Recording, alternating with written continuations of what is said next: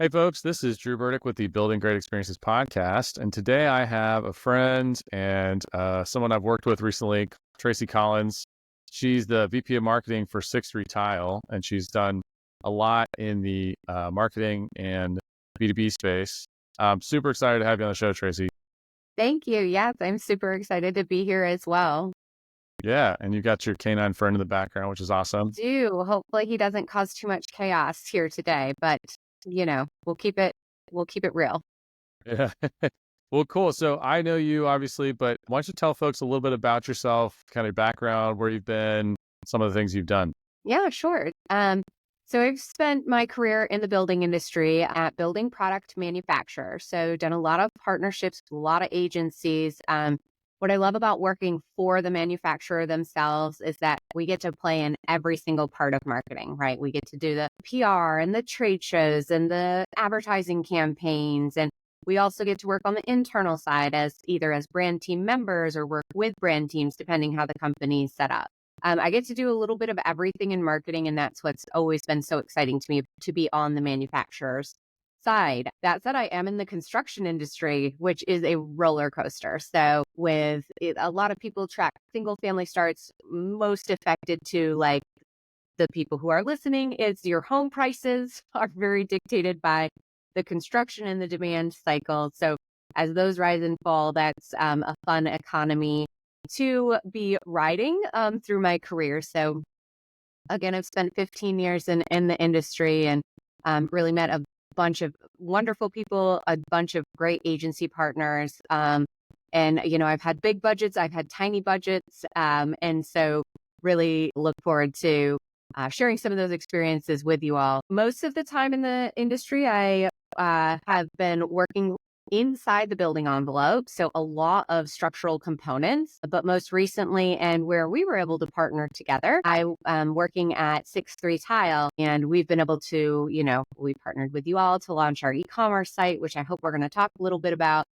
Very exciting, but a lot of B2B in the building industry, a lot of products are sold through distributors and they're secondhand to the end consumer.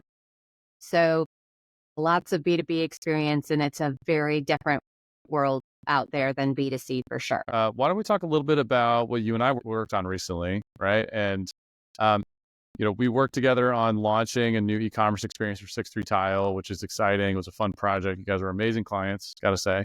Thank you. And so maybe talk a little bit about that. And then I think would love to, discuss the intersection of the marketing aspects that you and your team provide, as well as the customer experience part, and maybe some of the insights or learnings that you all had through the process.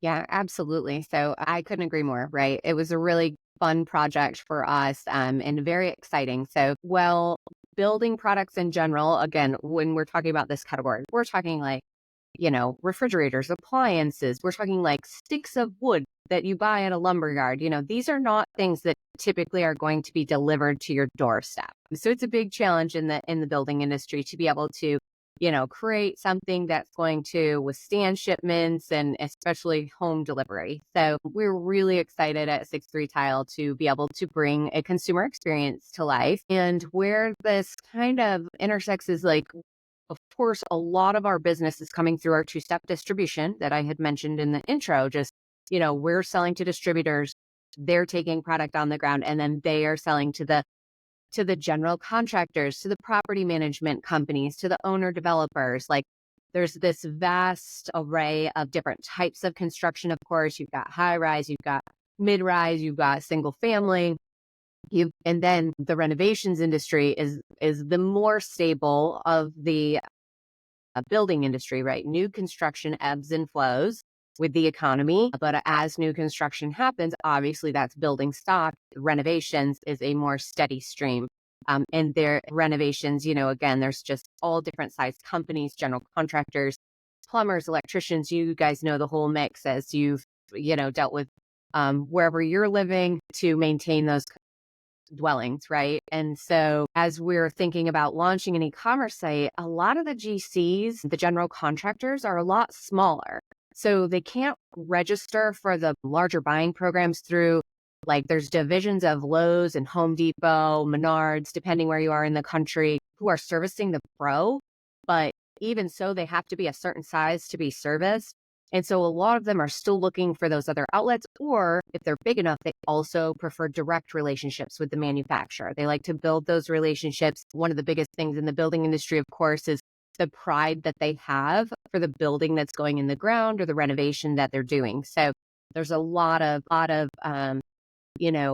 pride in the work that's being done in the craftsmanship, especially when you're talking single family and when you're getting up into those luxury homes or even move up homes. There's a lot of excitement for the starter homes that are built. You get to go and you get to pick out your finishes. I mean, that's the exciting part. It's also overwhelming. Don't get me wrong. There's a lot of finishes out there to choose from, but it is the exciting part about getting to, choose your first home. And if you're selecting an apartment, right, the kitchen and the bathroom is what's going to draw you most to whatever apartment that you're going to select. And so I think I digressed from the question there, but I might have answered some of it. Yeah, no, I think so. There's a couple of things I'll poke at.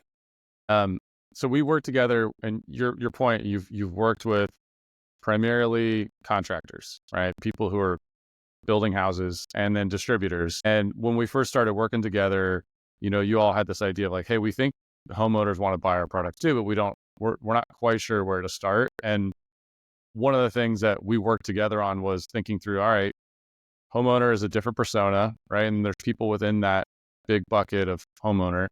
And we started to think about, what do they care about? What do they need? What do they want? How are we going to serve them in a way that's different than a contractor? Which then informs the designs and what we built and then how we ultimately launched. Maybe talk a little bit about some of the like aha moments through the process because of the the intersection of that, taking a customer-centered customer experience lens to the marketing.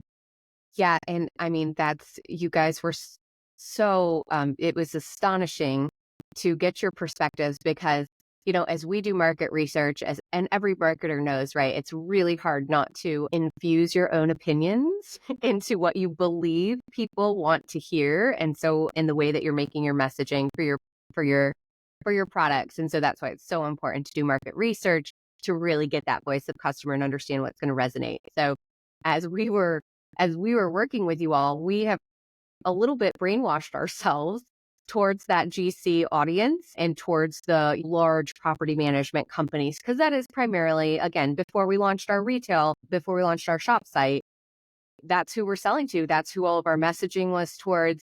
And that's what our research was against, right? And so we have been told that made in America doesn't matter as much because, again, these contractors, they're only going to buy quality products. Like Temu is not someplace that contractors are shopping, as you guys well pointed out to us. And we were like, oh yeah, we need to message against that. That's right. We need to make sure people don't think they're going to get these like little miniature tiles to try and put up in their house. We need to validate that this is a made in America product.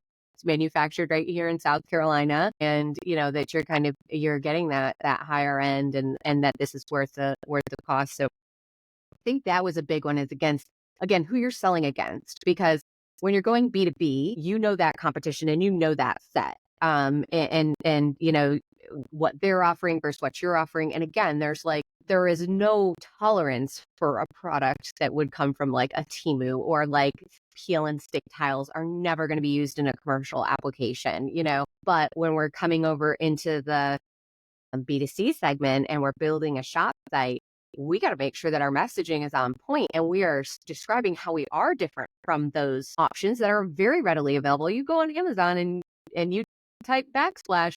There are a lot of products that are not sturdy tile that come up very frequently in the searches, that are, and no knock on them. They're, they serve a purpose and they do great for a lot of people, but it's just, we are offering something very different from that. And we need to make sure to differentiate it. So, if there's I don't know if there can be a link to the shop site, but our splash page. So we did a main shopping page, of course. But I think one of the big value adds as we went through our discussion was this splash page that really helps describe, the people who we're we're targeting in the if you will, DIY to semi-pro to small pro contractor, are folks who are either going to outsource this tile job or they're taking it on because they have some skills. And so we're doing that comparison in the splash page, for, what is a pro contractor going to cost you versus, how much time and effort is it going to take with 6-3 tile? So I think that that's probably the biggest point on the, what's the difference and where were some of the shock values for us as we embarked into B2B. But there's plenty more, and I'm sure we'll get to them. But I'd say that's the big one for me. Yeah, it's good. Yeah, I think playing it back a little bit, that a couple things that you said that resonated was the not kind of operating from assumptions. I think it's easy, especially in B2B, to kind of be like, all right, we kind of know who our customer is, but not really have kind of learned wait a second, actually, there's this interesting segment here, or this interesting persona that we could tailor, right? And then B2C, same thing. So I think there's a lot of value in looking at the data, talking to customers, getting those insights, basing your decisions kind of off of that. The other thing is, and this is kind of shifting gears a little bit, thinking about B2B specifically, one of the things that in the last 5 years, I've worked with a lot of manufacturing companies, and there's kind of this typical approach that people take, which is, you treat your B2B customer as though the experience doesn't matter. But humans in general, especially in America, we've all kind of our level of expectation has risen over the last 10 years, right? Hi. Yeah. People think, they're like, it should be fast and easy to do business with you. It should be, there should be some differentiation between you and someone else when I, between customer service, between sales and marketing and operations, all supply chain, whatever it is. And I think a lot of manufacturing companies, especially the big, huge ones, they don't take that into consideration, right? They kind of forget, it's, hey, whatever we've done for the last 30 years, we'll just keep doing it and it's going to be fine. And, reality is those buyers, those B2B buyers, they're using Airbnb, they're using Instagram, they're using, their iPhone, and they're expecting a certain level of service and care and, good quality experience. And I think that's where the opportunity lies. I think, honestly, a lot of marketers like yourself who are kind of pushing that forward of saying, hey, status quo isn't good enough anymore. If we don't think about how we're going to either make the experience better for our current customers or introduce our products and services to a whole new segment, new customer experience, customer persona, and make their experience better than the other guys, it's going to be really hard, and I think a lot of B2B businesses are going to have to evolve their model, especially, we're going into 2025. The world is very different now. And I think many longstanding manufacturing companies are going to have to, apply different tools and different mental models. Yeah. I think that really tugs at some of the strengths that are closest to my heart. I had the opportunity to work at Huber Engineered Woods as one of the building products manufacturers that I worked for. And of course, like I said, my experience is in construction. So again, you've got, I say this and I'll probably not be able to not roll my eyes while I say this, but there's good reason that the building industry does things the way literally their grandfather did them, right? Because those buildings are standing, and things that make buildings not stand do not become common practice. And of course, there's building codes, and it is a trade in most states. It's a learned skill as opposed to one that you go to school for. As far as the actual practice of building, of course, there's architecture as well and the design. But where I'm going with this is the building industry is one that's really hard. It's I always laugh because we have the opportunity to interface with a lot of tech companies, and tech companies are throwing new product out the door like it's their job. And it's very hard to keep up. And that's great. In the building products industry, you're a new product for 10 years, literally. And you probably started getting traction at 5 years with your new product. It is not you launch it and everybody's like, oh my gosh, I want the newfangled thing. They're like, oh my gosh, I don't want to try the newfangled thing because it is going to make my building fall down or rot or like someone hasn't Right. figured out what's wrong with it yet. So it's they're cautious, and that's good. But I think one of a great story and a great case study to look at and in the manufacturing industry is Huber Engineered Woods. And the team that I worked with, we built an Instagram presence, and it was a counterpart of mine who's over it, and he's still there. And my gosh, he just did an amazing job. But if you said 5 years ago, Instagram and the literal construction, like framing out buildings industry, like you're like, oh, there's a place for that. Like people would look at you like you had three heads. Like, no, builders are not, like they truly believe like, builders are not on Instagram. Like, how are you going to reach them? I don't, like what does that even look like? But, Huber put full force behind it, and they've built a great brand on Instagram. It's at Huberwood, great B2B manufacturing company who has really, obviously they've got their products, but it's all sold through distribution. And they've just done a wonderful job of building an audience.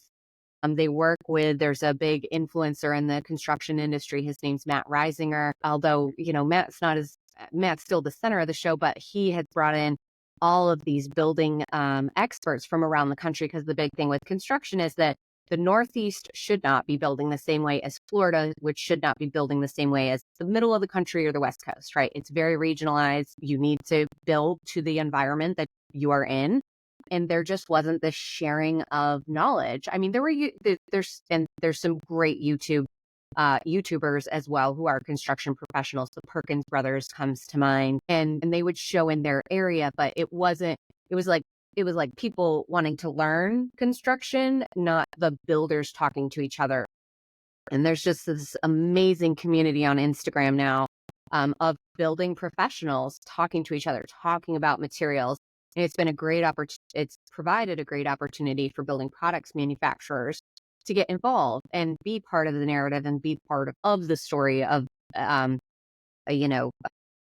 why to select those products, where to use the products, why you should use those products in that application, or when it makes sense. So it's been a cool evolution. Again, to your point about things moving forward, we're going into 2025. Like it's not the environment it was yesterday or 5 years ago or 10 years ago. Things have to move forward. So I definitely think, I mean, you heard it here first, like TikTok and the construction industry, there might be something, who knows? It might go that direction. Being at 6-3 Tile now, we have the opportunity to be a beautiful product, right? Like we're a finish. We're a finish. We're a tile alternative, if you will. It looks and appears exactly like ceramic tile, but it is a much easier installation. You're not dealing with the layers that are required to install ceramic or glass tile.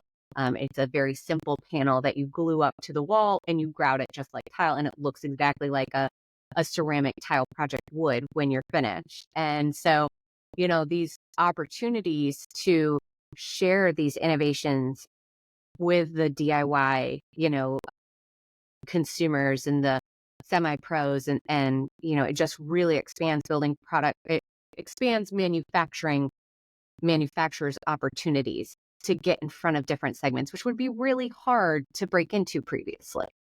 Yeah. A couple things you said just sparked some thoughts for me. So one is you mentioned like the Instagram, TikTok piece.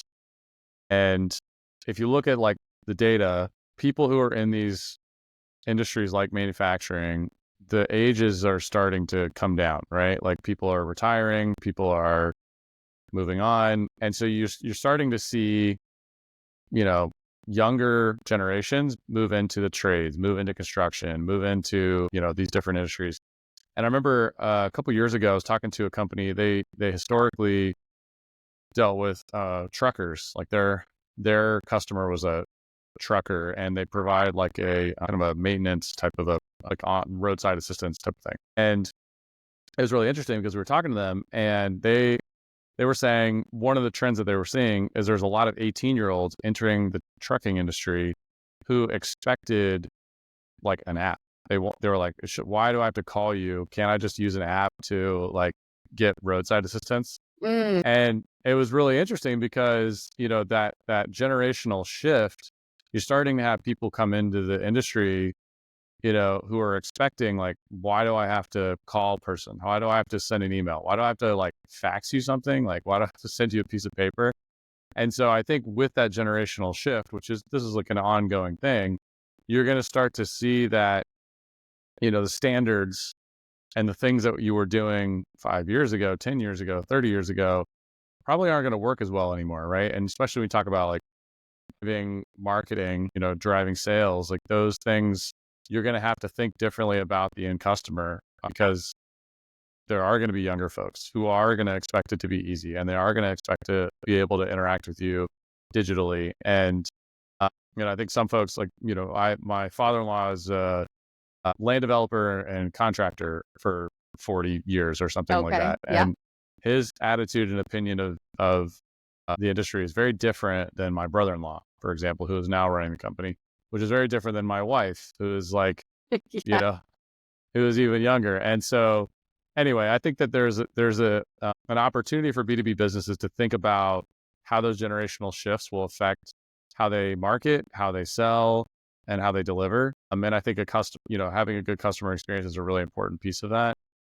Yeah, I agree. It's making me think of something as a manufacturer. Again, I'm going to keep comparing to the tech industry because I'm just going to pretend that their lives are just so easy because they just make these things and they push them out and everybody wants them. No, I know the tech industry is probably really hard, but I don't have to live there. In the manufacturing world, we have like, you're physically making a product. And a lot of the time, that quality of that product, like that's very hard to convey in a digital experience because there's so much, whether we want to call it AI or just amazing post-production work that can be done to make anything look good. Like really, they can really make anything look good. And so, one of the big things that we realized as a manufacturer is like our sampling program is one of our biggest, right? And so it's not just about driving advertising and awareness. We actually have to get physical samples into people's hands. And they want that. They don't want to talk to us, which is fine because, I'm not that old either and I prefer not to pick up the phone, but I will. So, they want to be able to get a physical sample and then have a completely like their own shopping experience that has to be on par with, I'm going to say it, Amazon, like, which is really hard for, smaller businesses or smaller manufacturers to go and like launch a site. I mean, that's like, it's a big investment. And of course, you've got your investors breathing down your neck, like, okay, when's this gonna make return? And you're like, oh gosh, okay. You got to be able to answer those questions. And so, we've really found that our sampling program is a really important part because again, it's not technology. It's not something digital. It is something that you physically have to touch and feel to believe in the product and have that confidence. And, if I go as far as into the construction industry, like I said about, we do things the way our grandfather did because those buildings are still standing. I mean, touching and feeling product is paramount. I mean, you don't buy something without physically seeing it.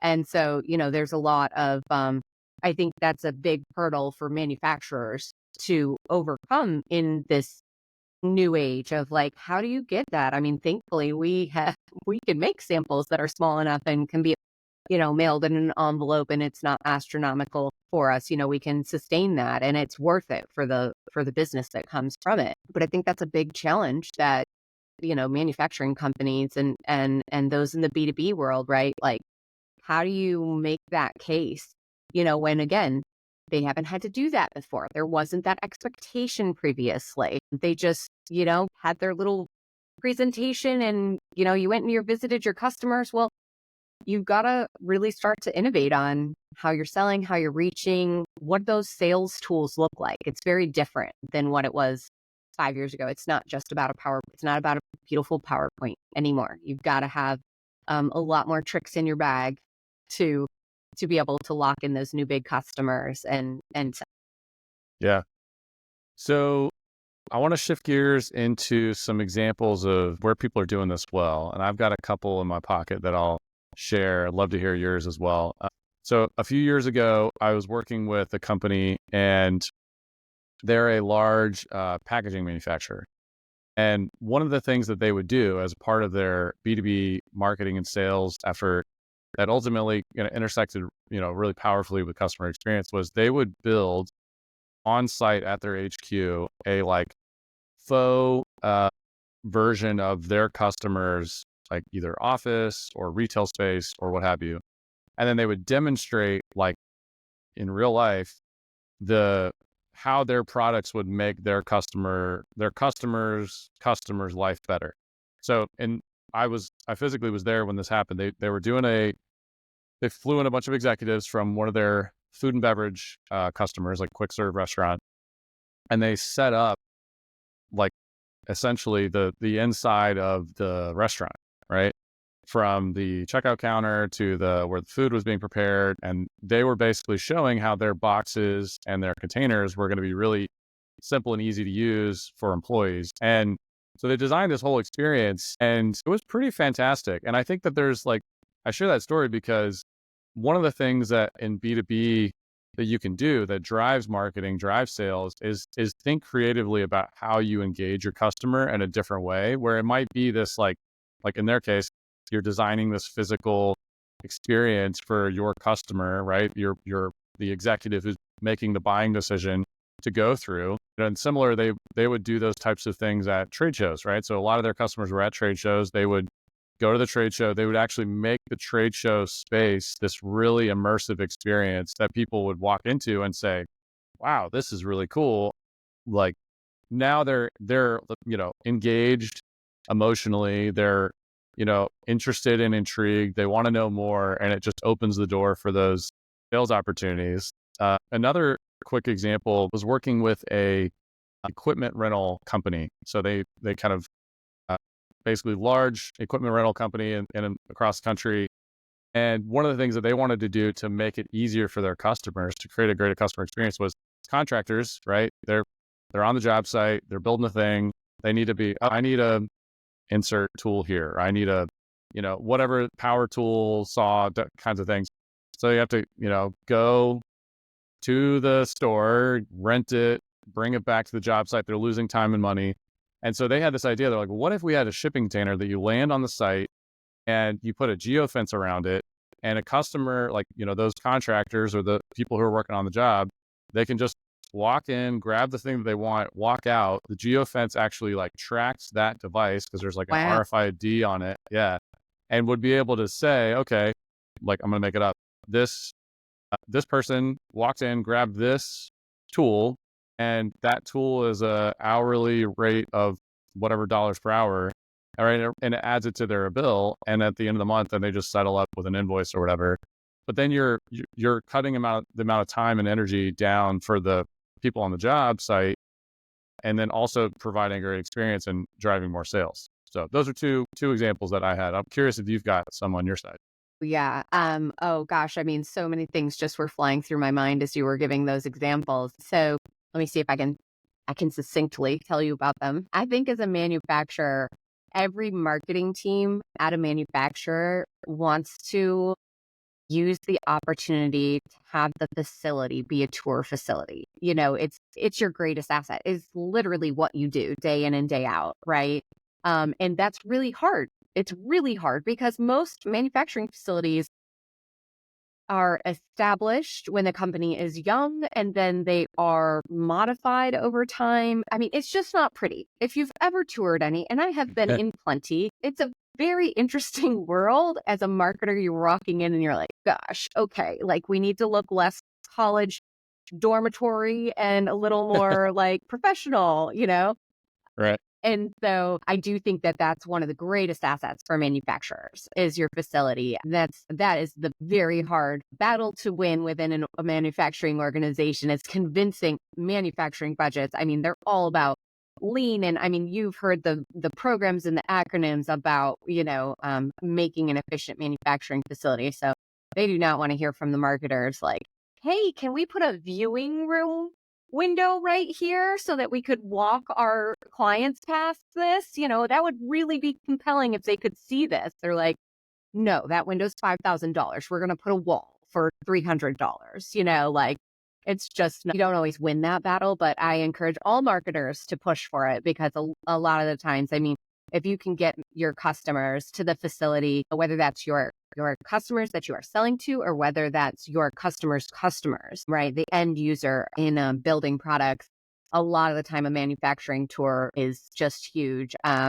We had, I'll give a shout out to Stephen Basic Architect on Instagram at Stephen Basic Architect and at Jake Bruton. They came to our facility last fall, or so about a year ago now from today. And I mean, they just learned so much. One's an architect, one's a builder, and they just learn so much every time that they visit a facility. And they have seen thousands and thousands of manufacturing facilities here and over in Europe. And so it's just very powerful. Again, they really care about the how, in our industry, they really care about how the materials are made. And, stuff that's not offshored is fantastic.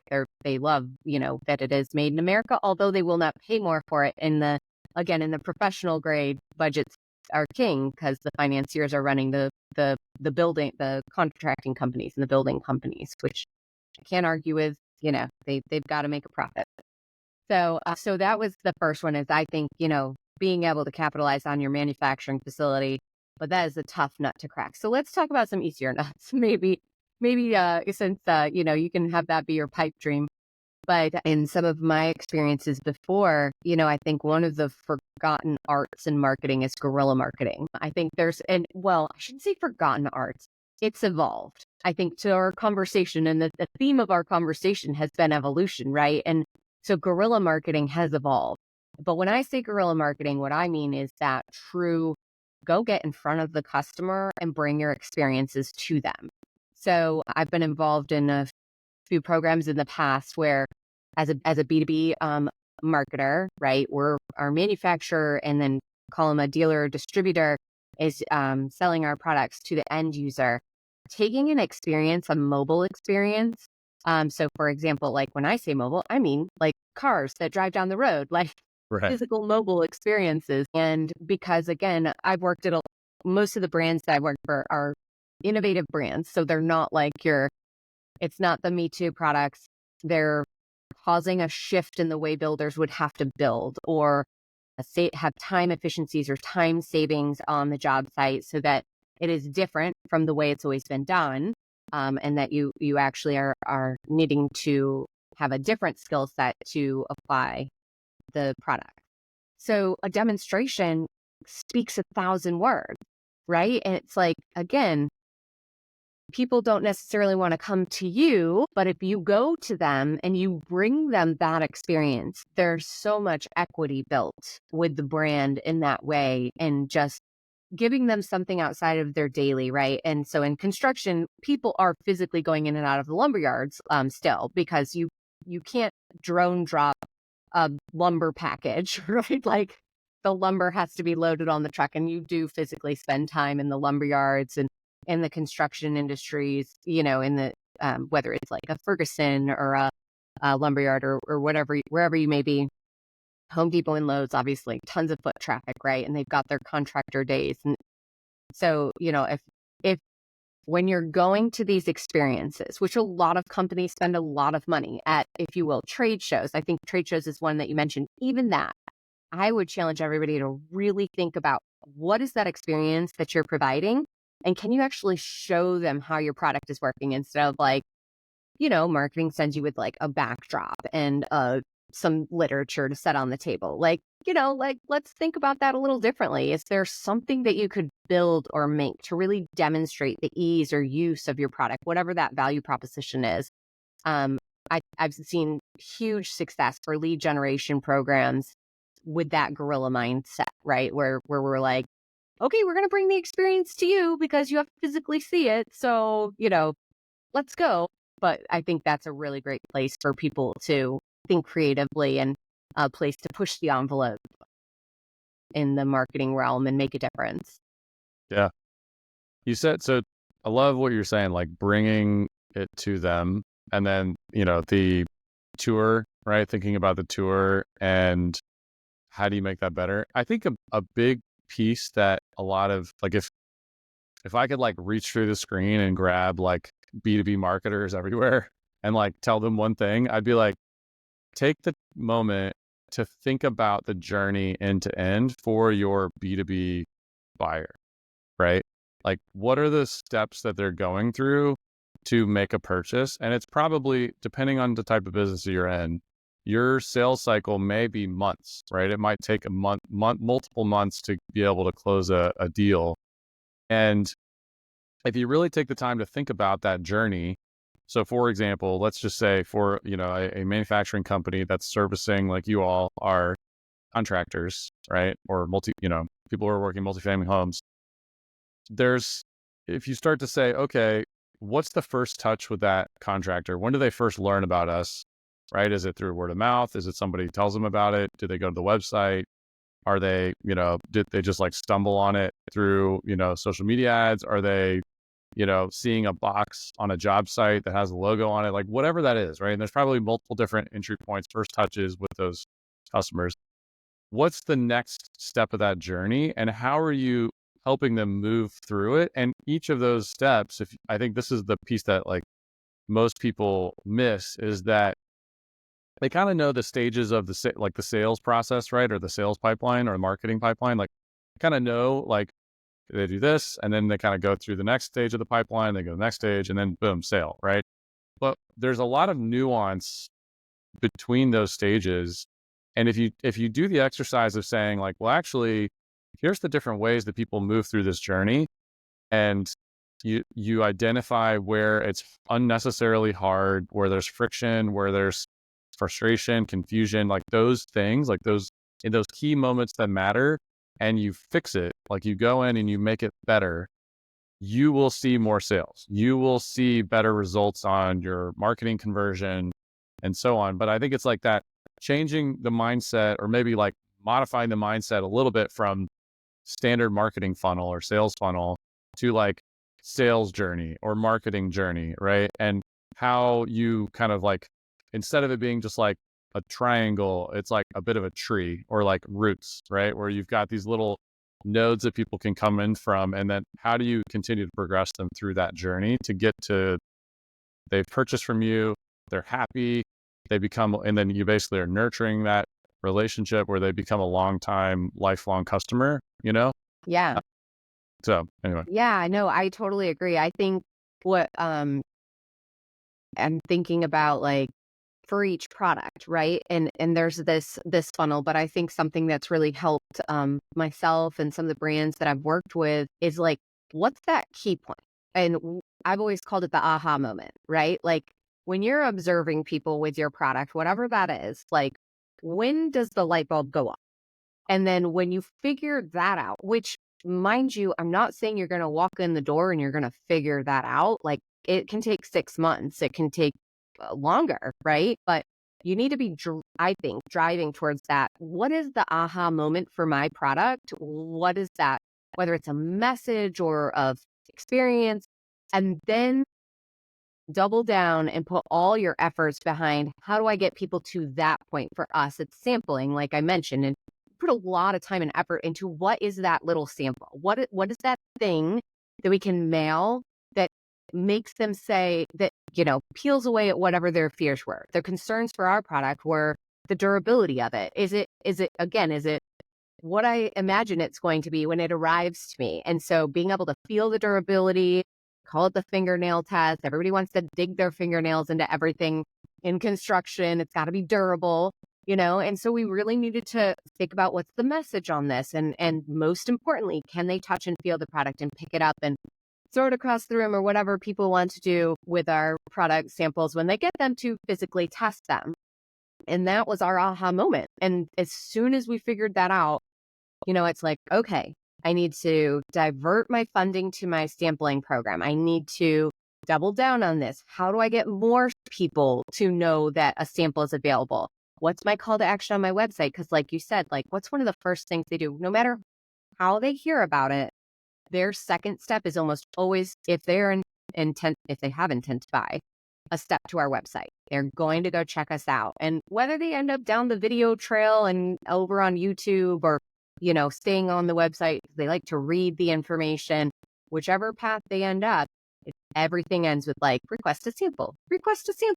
Would you like a sample now? How about now? Like just continuously hitting them with that until we get there, and then they're engaged. And then, you're taking them to that, you've got them past that what I say is the hardest, right? Like once you've got their information, then you can pester them, as you pointed out, as much as you need until they buy. Yeah. So something you just said, which is like dead on, this idea that different people have different ways that they buy or ways that they prefer to engage with a brand. And that's why I think it's really important. So there's like the journey piece, which I was mentioning, but then there's like the personas. And sometimes I think like in business world, people kind of mix up like demographic data as personas. Like they kind of mishmash those things, and they're saying, oh, our persona, our customer segment is men aged 35 to 55 who live in these areas, who blah blah blah, right? It's all like demographic based instead of behavior based. And there's this concept of jobs to be done, which I think we've talked about before, and We it's did, basically yeah. like, yeah, like what is the customer ultimately trying to accomplish? And what are the behaviors that they're taking? And how do you tailor the journey for those different types of customers? Because like, I'll make it up. Like, let's say I'm customer persona A, and I want to watch the videos and I want to read the content and I want to like it's like a due diligence persona, right? They're like, I really got to make sure that I feel really darn good about this before I make the purchase.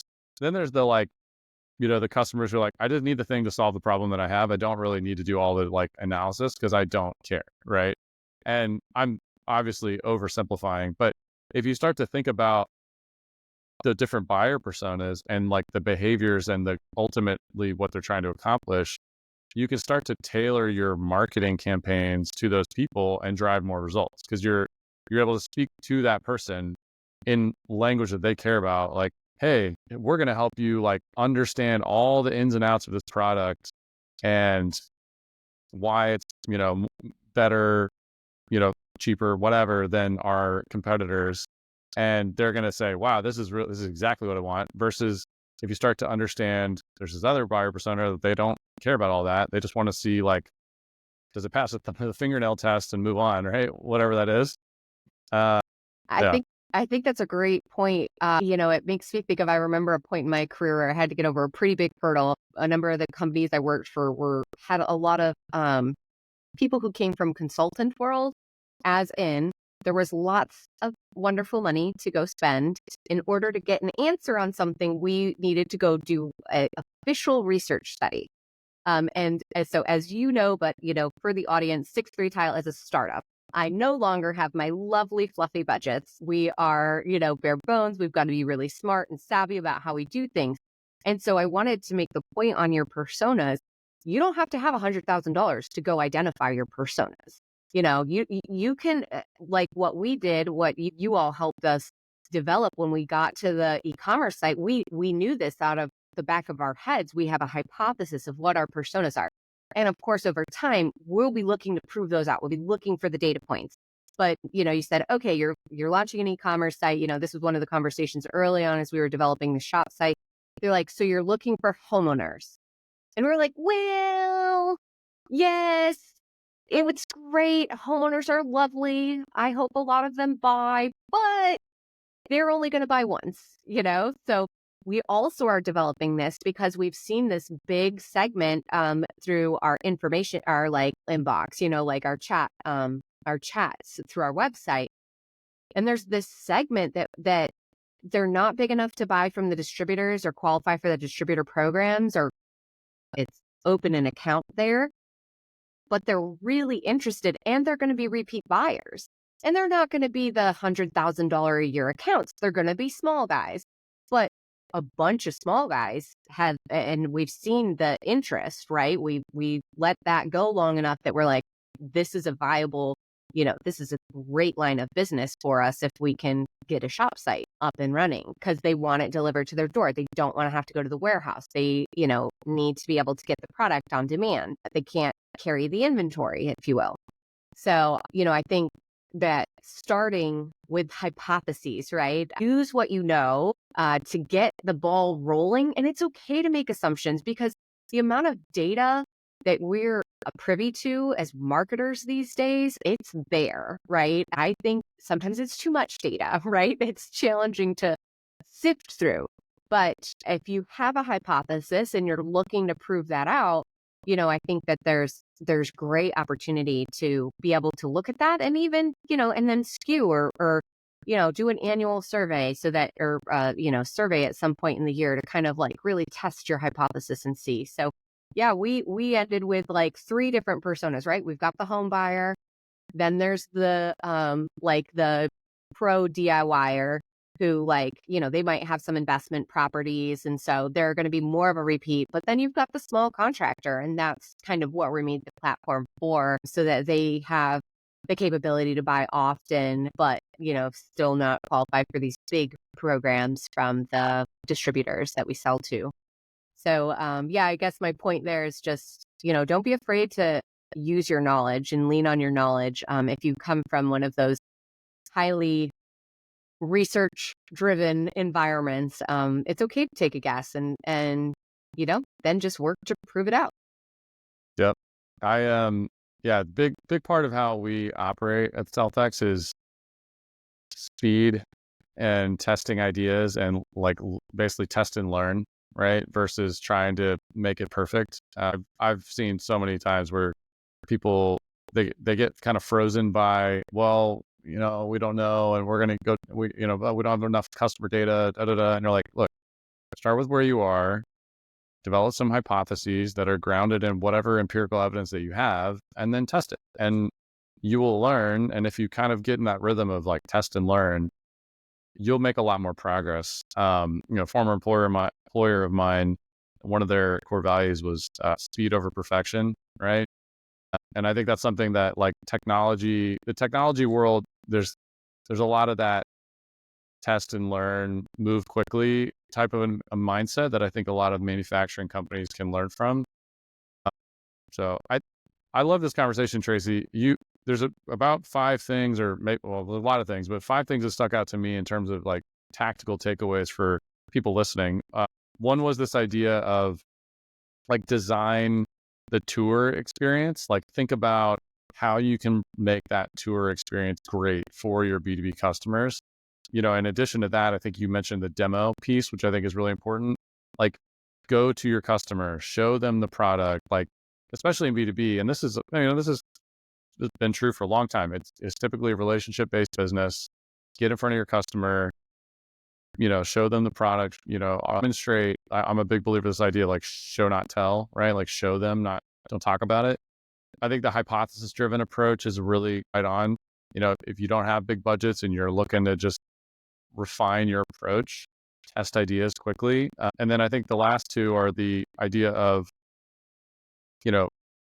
flipping the mindset of sales and marketing pipeline to sales or marketing journey. And how do you help people progress through those stages in an intentional way, and looking for, you mentioned those aha moments where you say, oh, wow, we just realized that people want to get a sample. So let's design a moment in that journey where they can more easily get a sample so that we can, ultimately convert them to Get them further down. Yeah. Take down those barriers. Exactly. Anything else you want to share before we wrap up? Gosh, no, I mean, I can't say enough about working with you all. I'm so excited to continue down the path of e-commerce for our B2B business, our mainly B2B business, and continue to grow. Y'all have been a great partner and really helped us think through a lot of those logistics on the UX. We're very grateful for the experience that you all brought to the table.